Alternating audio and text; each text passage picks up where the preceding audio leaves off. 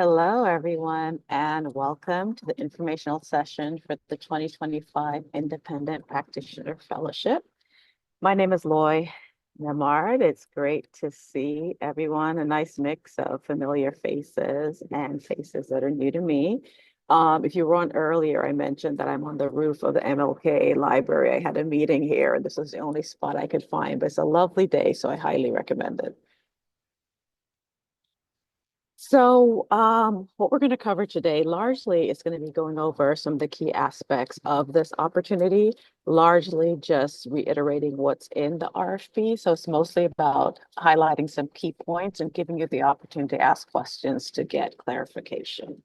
So we'll do introductions, talk a little about Humanities CC for those of you who are new to Humanities CC, and then talk about the fellowship and the application and the review and award process. So once again, my name is Loy Nemard. I'm the Director of Grant Making and Programs. So with that, I oversee our grant making and our public programs. And I'll turn it over to Jimmy. Good morning. Well, good afternoon, rather, everyone. My name is Jimmy Watkins. I am the Public Programs Coordinator for Humanities DC. I am going on year 3 here. Thank you. So just to give everybody a sense of who's in the room, if you could just say your name and 1 to 2 sentence introduction, whatever you'd like to say, and you can do that out loud or put it in the chat and Jimmy will read it out. So why don't I put Claude on the spot to start?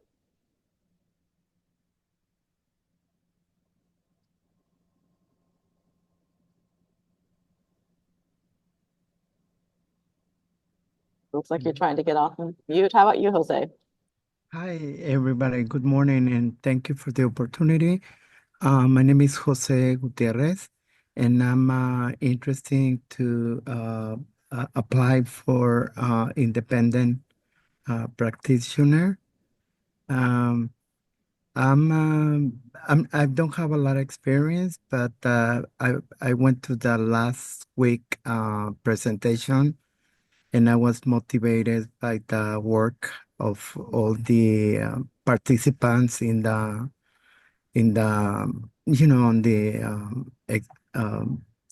event. Thank you very much.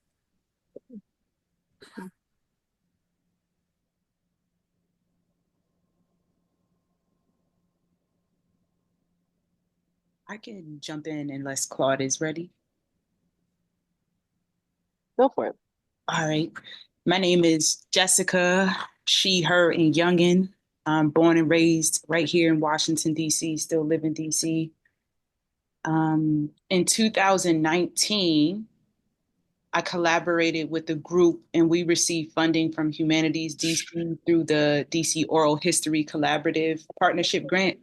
And you see me looking to my right because I have another monitor.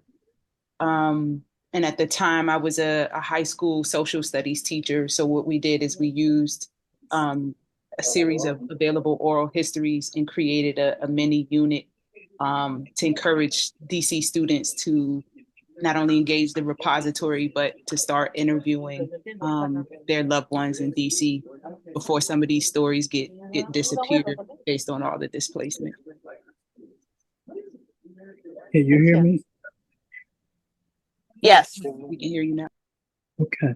My name is Claude Elliott. I've been working on a project looking at DC Black-owned galleries and art spaces and the impact they've had on local artists for several years now. And I'm just trying to see if this is a good vehicle for me to take my project to the next level.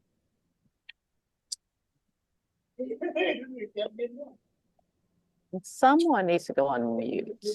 Some background noise.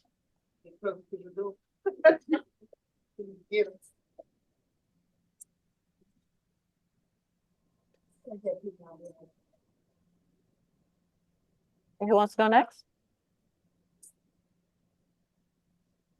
I can go next. My name's Mary Belcher, and I've been involved in a long-time history project in Adams Morgan, documenting and celebrating a Black cemetery. It was DC's largest Reconstruction era cemetery. And it's been 20 years we've been involved in this project, descendants and others. And I think it's time for me to commit it to writing.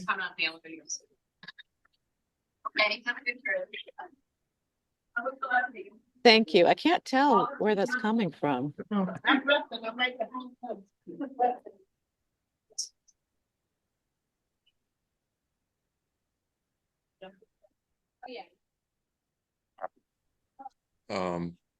I guess I can go next since the noise quieted down. How you guys doing? I know I'm familiar with a couple of you. I'm just, Humanities DC staff mostly. But my name is Jamal Gray. I'm a native Washingtonian as well. My work is primarily in arts and music curation and some arts development as well. I actually have been a part of a few projects that have been supported by Humanities DC grants. The first being a film. That's my daughter just walked in. The first being a film, a documentary film about Black Fire Records, which is a DC-based jazz and funk label started in 1975. And we got small grant from Humanities DC, and then we're able to raise additional funding to release the film, which is now actually on three PBS affiliates, and also PBS's online streaming. And that film is Black Fire, Radio Rhythms and Revolution. And then the other project that was funded is Torrance New Links to Black Futures, which is an artist-led program presented by Cultural DC, which is a local arts nonprofit. I was working for them at the time. I still serve as creative director of that program, but in 2023 and in 2024, we received division grants to support that program, and that program specifically supports and amplifies Black creators in art, music, film, and technology. So really kind of like exploring the intersections of all those spaces and how these creators are using these new tools as, vehicles for social change. And so, yeah, just wanting to explore more and just doing more research, like wanting to do more professional development in my career as an arts administrator. So just learning the ropes and sitting back, soaking up knowledge and, and seeing what other great projects people are working on. So excited to be on this and many more virtual sessions like this. So thank you, man. Thanks, Jamal.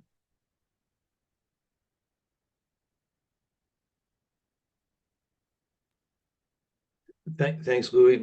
My name is Eric Goldstein. I work with an organization called One World Education and teaching the city for 20 years. And with several of my former students, we talked about putting together a collection of essays and in a book about what it's like to grow up in the age of social justice and President Trump in our city. And I'm really interested in this fellowship in this community. Thank you. Okay.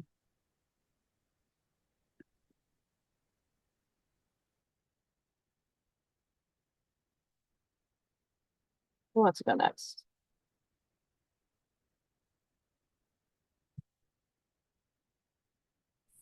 I can go next. My name is Valeria Mazzarelli. I am not a native Washingtonian, but I've been living here for the past 10 years, and I've been a news producer for as long as I can remember. But now I'm working on a documentary project. We got a small grant from the Commission of Arts and Humanities, telling the story of Salvadorian migration in Washington, D.C. through food. So I've been working that for the last year. And I'm here because I'm always looking for opportunities, not only to meet another artists in the city, but also ways to keep funding the project. Thank you. Anyone else want to introduce themselves? I'll go. I'm a little sick, so my voice is a little under the weather, but I'm Jessica. I moved here in the fall of 2018. My work is predominantly serving the trans community.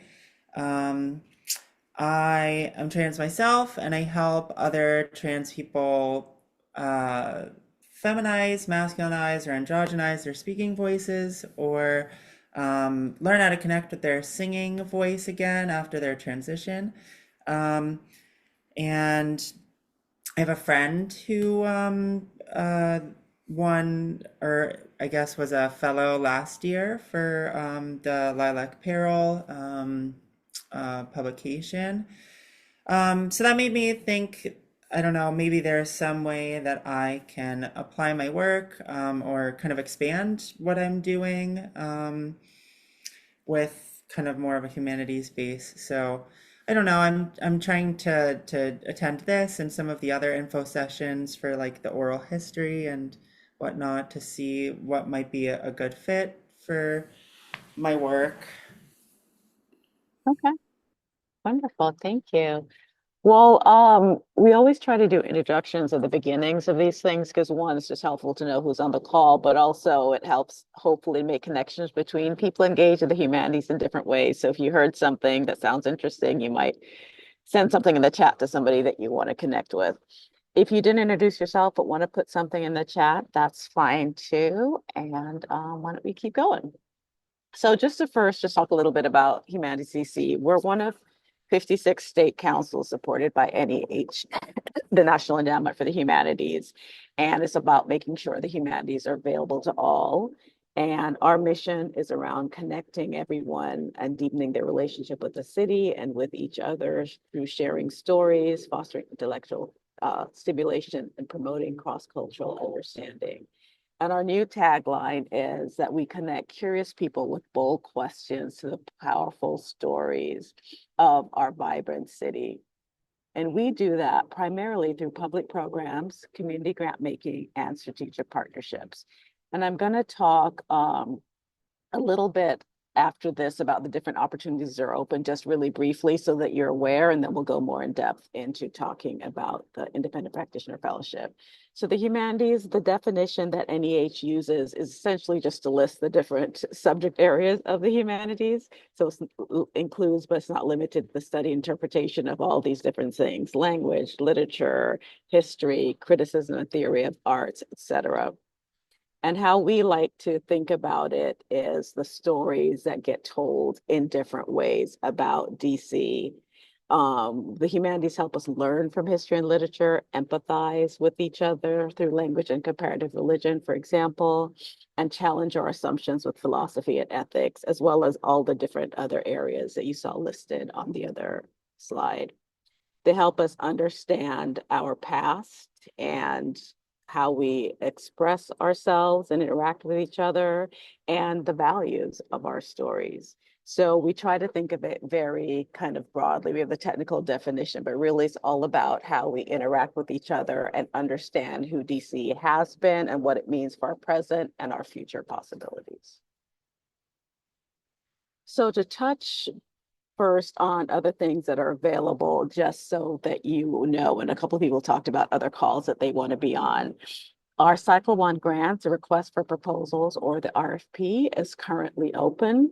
So there are a few different grant opportunities here, and I just copied this directly from the website, so you can go there and see those opportunities.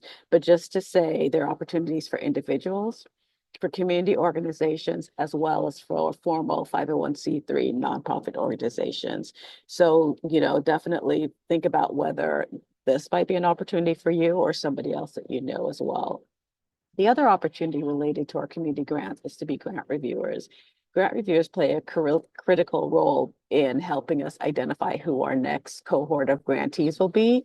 They review the grants and score and rate them, and then we essentially just select the highest rated proposals. So we aren't ourselves as staff or even our board going in and identifying who should be funded. So community members who play this role, play a critical role. It's a great opportunity to see the inside of the grant making process if you might yourself at some point want to apply for grants. It is something to consider. Then our public programming, lots of opportunities there. Our community journalism program is currently accepting applications as a 14-week Journalism 101 series. It's all led by experienced local journalists as the instructor and as a small group trainer. So it's a really cool opportunity. We're going to year 3 of that. Applications due on January 7th. DC Oral History Collaborative, a couple of you have experience with that. That's an ongoing program, but they do have a 101 plus workshop series taking place early in the new year. Just learn about how do you collect oral histories of your family, your neighborhood, a community institution, for example. The Independent Practitioner Fellowship, we're going to talk a lot more about that. District Fellowship, we have 2 opportunities that are still open. The Independent Practitioner Fellowship, we think of kind of our external fellowship. The District Fellowship, the individuals selected for that become almost like staff members, focus on a particular area. Oral history and grant making are the 2 that's still open. We have a communications one that recently closed. And so for 6 months, they're based at Humanities DC. They gain that experience with a nonprofit in the humanities, and they focus on a particular area of our work. But they also complete a capstone project. So that's something that is relevant to what we do, but also something that they can take away with them and say that they completed this specific thing to add to their portfolio. Our 2 partnerships, strategic partnerships at the DC History Conference. That's actually why I'm at a meeting here at the library. That's in April of next year, and that goes from April 3rd to the 6th of 2025. I guess that's what I meant. Very confusing the way I wrote that. So that's where we co-sponsor that. They're all our history trainings taking place throughout the year. DC Docs is a documentary film festival taking place here in DC. We co-sponsor that as well. And there's a related component that we call DC Frameworks, where if you or somebody you know has a film that they're developing, that's almost at completion, but still at a place where input would be helpful, we provide them an opportunity to screen their work and get feedback from the general public as well as from experts in filmmaking. And then we have our monthly culture series, which Jimmy runs, and we're always looking for ideas for topics. So when you go on your website, you'll see an opportunity to suggest a topic, and that's where we give local humanists kind of a platform to share about their area of work, study, and interest. It could be a panel discussion. It could be something, a creative interactive session. There's a lot of possibilities there. So this covers, I think, the bulk of what we're doing, but more importantly, the things that are kind of open now that you or somebody you know might be interested in. So before we go on, any questions just about Humanities DC in general before we get into the program?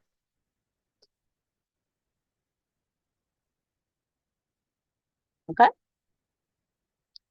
And Jimmy, you can watch the chat for me.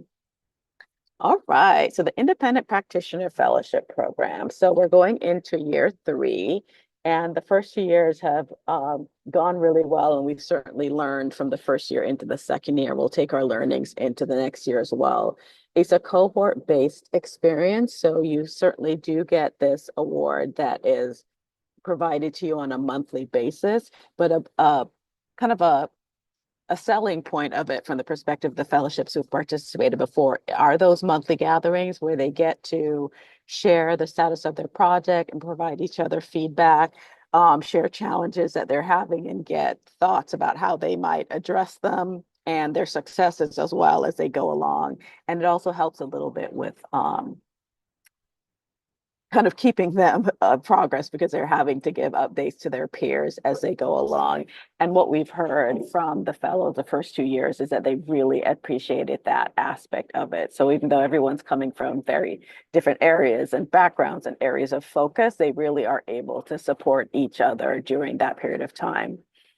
Over the last 2 years, we've gotten year one, it was 36 applications, year two, 28. So it gives you a sense of the number of people applying.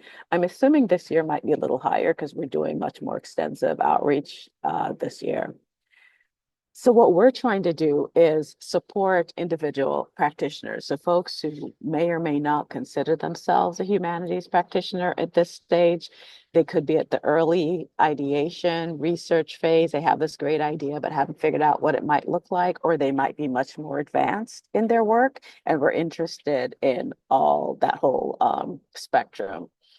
So we are trying to help DC be a place that is supportive of the individual humanist. So whether or not it's something you do as a profession, this is about your individual work and area of interest. The basic eligibility, at least 18 years old and a district resident, and be a public humanities practitioner, because whatever the work is that you're doing or thinking about doing needs to ultimately be about bringing that project, that idea to the public. You'll be required to submit a certificate of clean hands. It's a really simple, quick process, and all that says is that you don't have any obligations to the District of Columbia, which matters to us in particular because that's one of our overall funders. Be in good standing with Humanities CC, so not have any outstanding or delinquent reports or final products from prior grants. And that's something that we can discuss with you if you've had a prior relationship and just want to make sure of that or want to clear that up. And not be an individual Humanities DC during the individual grantee of Humanities CC during the period of the fellowship next year. So you could, in theory, be part of a nonprofit that gets a grant, but we don't want you to have two different individual grants essentially from us during the same period of time. And also not have received federal funds for the same or overlapping project period and as this request. An exclusion record on sam.gov, that's a kind of almost a federal equivalent of the DC Clean Hands. And then this is just, we want to make sure that our resources go as far as they can. So if you've been a Commission on the Arts and Humanities, their Arts and Humanities Fellow, or a Humanities CC Independent Practitioner Fellow in the last 2 years, you're not ineligible. It just means if all of the things were equal and we had to select between applicants, then we likely would select the person who hasn't had that experience recently. So definitely don't feel that this excludes you from applying. The fellowship will start on March 10th and go through January 2nd. So it's about a 10-month fellowship. And it consists of, there'll be an orientation meeting at the beginning, the month of gatherings, highlighted that because as I said, that's a hallmark of an important component of the fellowship. Monthly payments, dividing the $10,000 across the 10 months. You submit an interim progress report, and the fellowship ends on January 2nd. I actually should have put the public event in it before that. There will be a public event to showcase your work. Jose mentioned the one that he went to just a few days ago. I know Eric was there as well, Claude, and probably some others. And it'll probably be the same thing that we'll do next year. So in December, mid-December, we'll have a public event where you get to showcase your work. We did it the last 2 years. We've done a Pecha Kucha format, which is a brief presentation, and that likely will be what we do again next year. And then you submit a final progress report because this is directly tied to our NEH funding. They require us to give you 90 days to do your progress report. It's a really simple report, so you likely won't want to take that long, and then you get that final payment after you've submitted your progress report. Then just to go briefly into the application, which is a relatively simple application. Essentially, you're describing what your project or your work, your area of interest is, what your ultimate goal is, how you're going to go about doing your work, and kind of talking a little bit about its significance or relevance to the public humanities in general and the connection to DC. And if you have done any preliminary work, you want to talk about that as well. You also want to outline the timeline for your project. So what will take place within the fellowship period. And it doesn't mean that the end, whatever your project is, needs to be completed. For example, we've had somebody who is working on an anthology last year. And by the end of the fellowship period, she wasn't finished with that, but she had defined what she hoped to accomplish during the fellowship period. You'll provide a simple budget and budget narrative. It could simply be saying that it's all going to be towards paying yourself, or you might be paying folks that you're interviewing or renting a location. There could be some expenses that you have related to the project. But if you're thinking, this is just giving me space to do what I need to do, you could put the whole thing towards essentially paying yourself a salary, and that would be fine. Because the cohort aspect of this is important, we'd like you to talk about why you're interested in being part of a cohort of fellows versus completely doing this on your own. And then we'd also be interested in hearing what experiences you'd like to have as part of the fellowship that would help you do the work that you're trying to do, whether it's folks that you'd like to have come in and speak, or places that you'd like us to help arrange for you to visit, etc. You provide a resume or CV and 2 letters of support. And you also could submit a relatively recent work sample if you have one, and if you think is relevant to your application, it would be helpful to the reviewers. Allowable costs, supplies, equipment, travel, things that are directly related to the goals that you've outlined in your application and what you want to achieve. Funding restrictions, these are kind of typical for federal grants, political, religious, ideological, advocacy. And it doesn't mean that you couldn't cover a religious topic. For example, you can't be promoting a particular religious or ideological point of view, lobbying, and things that are not strictly the humanities. So we certainly have had artists be part of the fellowship, but their work is about how they're using the art to say something else, or the conversations that they're having around the artwork, but not the creation of performance of art just for the sake of it. And just to give you a few examples, on our website, you'll see all the prior projects, but to give you a sense of the breadth of them, compiling the history and poems of DC's LGBTQ plus poets for an anthology. And this anthology, I think, is now going to be coming out next year. So we're excited to see that. Creating a study kit about enslaved people and how they resisted and cared for one another. Documenting roller skating history in DC. Interviewing DC spoken word hosts with the ultimate goal of creating a book about how you do it and how you do it right. And a documentary about the Woodner apartment building, which is their tenants unit, which is the largest apartment building in DC and one of the last kind of affordable spaces like that, and how that tenants union is building community and fighting for dignified, affordable housing. So this is just to give you a sense of that there's a whole wide range of projects, limited only by the interests and areas of focus of the practitioners. So that's kind of the bulk of just giving you a sense of what the fellowship is about. What questions do you have? And you can just raise your hand or just go off mic or type them in the chat.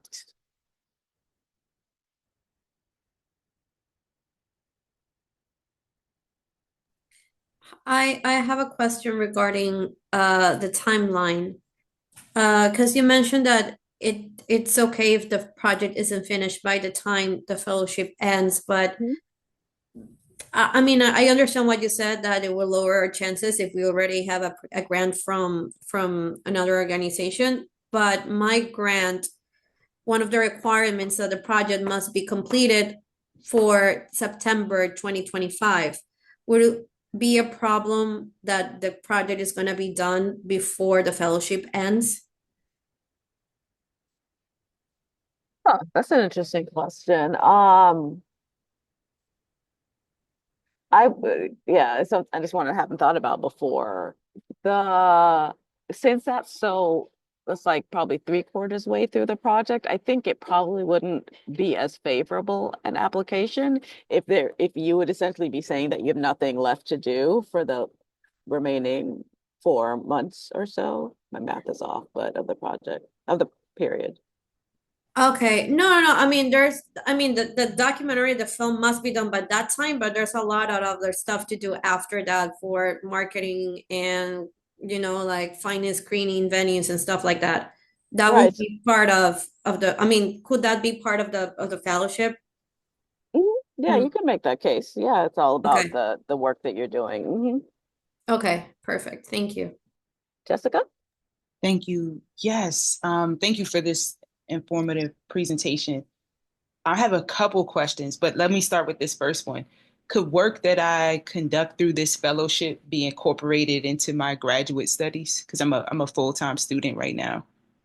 Sure. Okay. And then based on that, which is great to hear, what size do you anticipate the cohort being?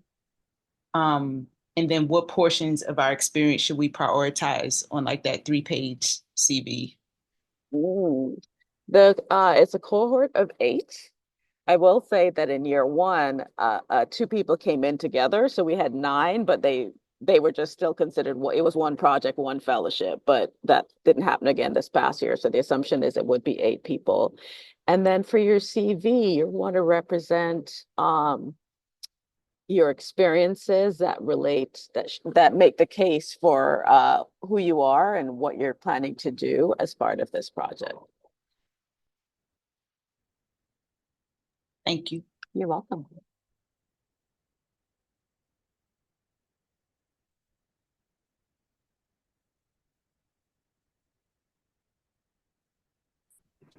Hello. Hopefully you can hear me. I can. So on the website, I know it says that projects in the research and ideation phase are kind of welcome. So Mhm. I'm wondering sort of how much room is there for the project to kind of change from the proposal to when it starts and, you're meeting with your cohort, and things like that. Yeah, we're open to that because what's most important to us is supporting folks and helping them to kind of develop as humanists or continue their work as humanists. And so we're certainly open to that. And we've seen some of that the direction we had a project that started out, it was going to strictly be an oral history, and it ended up being a documentary film, and is probably it might even continue to evolve after the project. So we're open to that. Okay, great. Thank you. Welcome. I have a question about the cohort meetings. Mhm. Um, since they're monthly meetings, are they virtual or Yeah, that's a good question. They have been mostly year one, they were all in person. Year two, there were some virtual, and I think we're going to be more intentional about laying out, probably alternating in person, virtual, but they won't all be in person.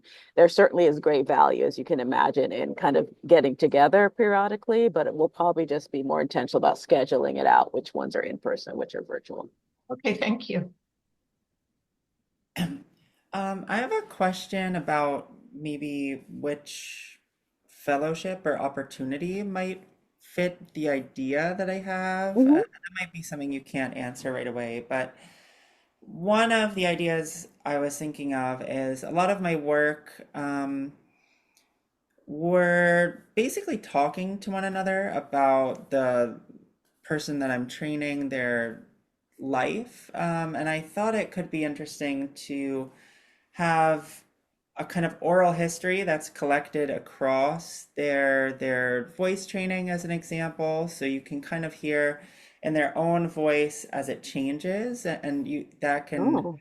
I don't know, kind of demonstrate the ways that a person's voice can change and the way they tell their story can change, but I don't know, it's it's all the same person and all that kind of stuff. I guess that's for the Mhm. application, right? But what I'm a little unsure of is there's another opportunity specifically for oral history, So I don't know if that would overlap too much or if that would be a better uh, opportunity to pursue, if that makes sense. Sure. It wouldn't, there's a particular reason why it wouldn't fit, and I'll let Claude jump in if he wants to as well, since he's really experienced with the oral history projects. But you have to have at least 5 narrators for the oral history project. So you'd have to have 4 other folks that are in a particular research question that you're pursuing, and then 4 other folks, a total of 5 folks that you're interviewing for that. So it couldn't just be that one person if you went specifically for the oral history grant. But that would that not fit the purpose of this fellowship? Uh, Developing that idea and project, sure. okay, all right. That's perfect. All right, thank you. Okay. Yeah. I have, can you hear me? Yes, Claude. Yeah, I have a question about the content of the cohort meetings. Mm. Is it mainly the fellows who are meeting together, or is there um, some professional development, some other art historians coming in and talking about their experiences, or what has been the experience? Sure. It's been a little bit of a mix. That primarily it's the fellows getting together, but we're open to where we can help create experiences or trips somewhere, having somebody come in and speak. There weren't many topics that folks were interested in this year, so it's really based on the participants, the fellows themselves, and it doesn't have to be something that everybody's interested in. But yeah, year one, we had an in-depth visit to the archives, and a lot of folks found that really helpful, even though that wasn't something they were individually directly related to their project. So it really will be based on the fellows themselves.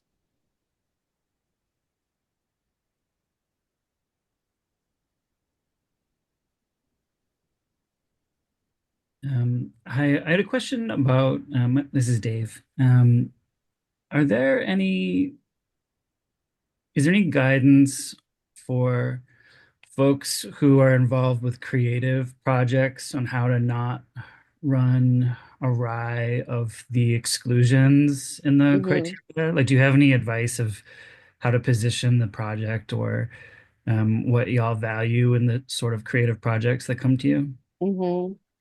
Really, it's one of those things that might take discussion about the individual idea, but generally it wouldn't be, for example, creating an artwork just for the sake of it, but there's some larger story or something that the artwork is saying about us as people, about the human experience, etc. So it's a vehicle to something or being used to express something or to tell a broader story.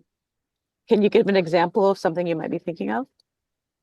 Um, yeah, so I run a small press and I'm an editor of anthologies, and I've been meaning to do an anthology of DC based work for some time, and I'm trying to think of what the focus for that kind of an anthology would be that would best suit a project like this and also sort of get the most out of being part of a cohort like this. Mm-hmm. Yeah, we had an anthology both last year and this year, actually. Last year's was the LGBTQ plus poets of DC, kind of uncovering them, and this year's is the Lilac Press, which is putting together writings by trans folks in the DC area. So I definitely see possibilities there. Great. All right, thank you. Welcome.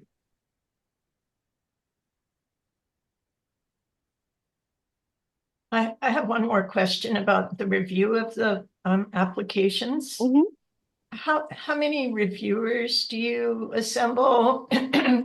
And is there one kind of application particularly that stands out in your memory in what you've reviewed? Sure. It's a small group of reviewers, including at least one former fellow as part of the process as well. So it'll be like 3 or 4 folks, since it's a relatively small number of applications. And no, it's been a whole variety and range in terms of the focus, but also in the type of applications. So we try not to be too hung up on how it's written and kind of try to get to what it is they're planning to do or wanting to do and how are they going to do it and kind of use a fellowship period. That's the substance of the proposal. Okay, thanks. Sure.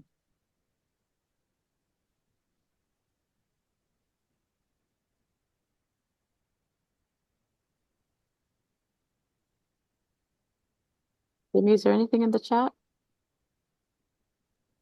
Please, I'm sorry, I have one more question. Oh, sure. Yeah, no I worries. realized it was unmuted. My apologies. Um, I anticipate identifying my discipline as Black Studies. If I select other and kind of name the fields that relate to how I'm thinking about Black Studies, is that sufficient? Or do you suggest identifying one of the kind of pre-listed disciplines? Oh, no, other, it's absolutely Okay, fine. okay, great. Yeah.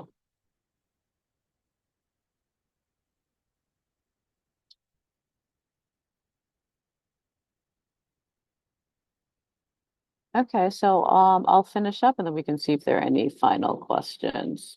So we've already heard a few. Is there anyone else who wants to talk about a particular idea?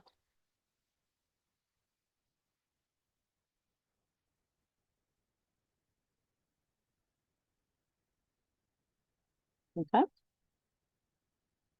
So the review and award process, applications are due on January 17th via our online grants management system, Foundant. One of the resources for applicants is guidance on Foundant for anybody who isn't familiar with it. We do an initial eligibility review and let any ineligible applicants let them know. So that gives the opportunity if they feel we've made a mistake to make their case. There'll be a short turnaround for letting us know if you think we made a mistake. Then we go through the application review process. It's all pretty short timeline because by mid-February we notify all applicants. There'll be a final pre-award screening, then we'll execute the grant agreement, and then the fellowship begins on March 10th, followed shortly by an initial orientation and getting to know you meeting. We make our payments electronically, so as part of the executing agreements process, you'll be signing the grant agreement, and if we don't already have a relationship with you giving us your banking information, and then you'll start to get your payments shortly thereafter. The website, which most of you were probably on to find out about this, humanitiesdc.org, then programs and Humanities fellowships, you'll find all of the information. There'll be half an hour office hours available. As time goes on, you have additional questions that you'd like to discuss. The RFP is there as well as the application questions, so you can kind of think through your application before starting to do it in Foundant. Frequently asked questions, which we might add to periodically if things come up. A link to Foundant, a grants management portal, the Foundant instructions, as I mentioned previously, and then a list of the previous fellows projects. Right now, this year's fellows is listed, and shortly we'll put up last year's fellowship projects as well, just so you can get a sense of the breadth that is possible. So that is all that I have for you. So any final questions for now? You can always let us know if you have questions in the future. Quick one. Mhm. For another grant that I've applied to, they have like little, you could email the grant advisor and an individual one-on-one meeting. Is that something that y'all offer too? Yes, the email address programs@humanitiesdc.org, and likely I would respond or Jimmy might as well. And the office hours listed here, that's what those are. You can sign up for office hours. There's a link on the website. And if none fit your schedule, you can email us directly and we'll try to make something work. Okay, beautiful. Thank you so much. You're very welcome. Loy, Mary had a question. Does the founding system allow you to work on the grant gradually? Yes. And is there anybody who's actually submitted something on Foundant have anything to add? Because I actually have never used it myself. But it does. It's an online system, and you can start your project and kind of save and exit. I have one last question. So I'm working on this documentary project about Salvadoran migration here in DC. I have I have many collaborators in the project. It's not just me. Um, my question is, could it be possible to apply to different grants from DC Humanities, maybe different individuals, even though it's the same project?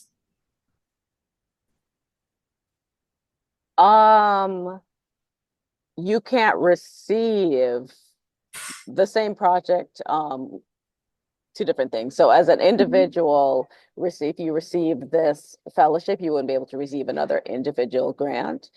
And but if you're part of a nonprofit doing something else, that would be fine too.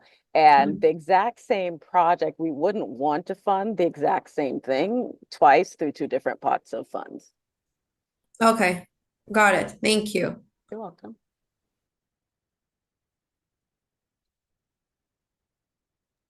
Feel free to add any questions in the chat, and you can also come off mute and ask them yourselves.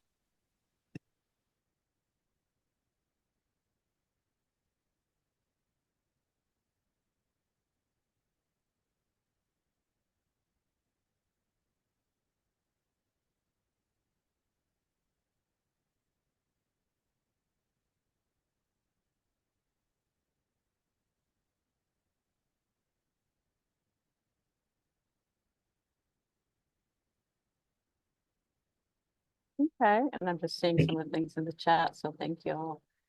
So if that is it for now, we will say goodbye, but as questions come up, just let us know and we'd be happy to answer them. And we'll also put this recording and this presentation on the website as well, either for you to refer back to if there's somebody you know who wasn't able to make it. Thank you all.